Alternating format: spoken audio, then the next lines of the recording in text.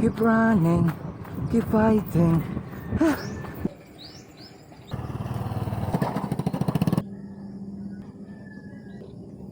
Good morning mga ga. Another day, another life, another blessing na sa atong tanan. Karon ang ika-20 nga adlaw sa tuang 100 day running challenge mga ga.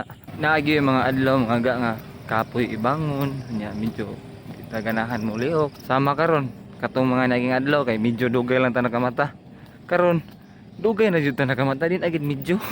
Karon naara na nimo if mudagan baka bisag kapoy or dili ka mudagan kay kapoy. Ako mudagan ko. Nah, let's go.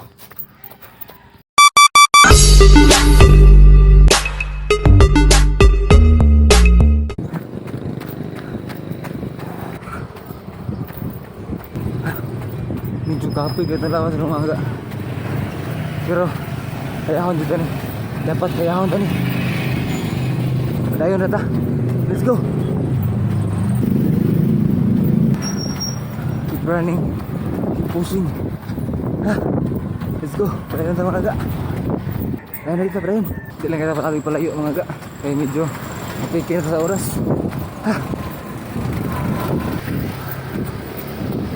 Hapit sa tadiri sa balay alampuan.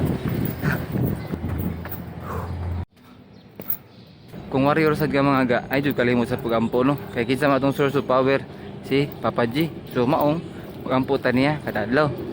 Dayon ta. Let's go. Hindi kasi tagpamahaw mga ga. Tulit ng tinahe mga ga. Dayon ta. Pandisal.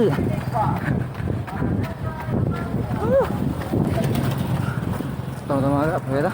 Ganiha mga ga, dugay na akong dagan. Bisag kapoy tato, kapoy man tato. Pero sa dugay na akong dagan-dagan, nawala ratong kakapoy no. Murasig nawala pagsugod na tog singot ba. So therefore I conclude bitaw bisag unsa pa na imong ganahan buhaton or ganahan ma-accomplish sama ni ako ang 100 day running challenge.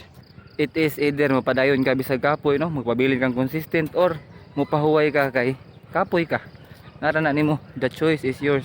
So kung ganahan ka nga na kay mabuhat or mahuman sa usa ka adlaw bisag kapoy ka, padayon ta ha. Hangtod sa sunod higayon mga ga.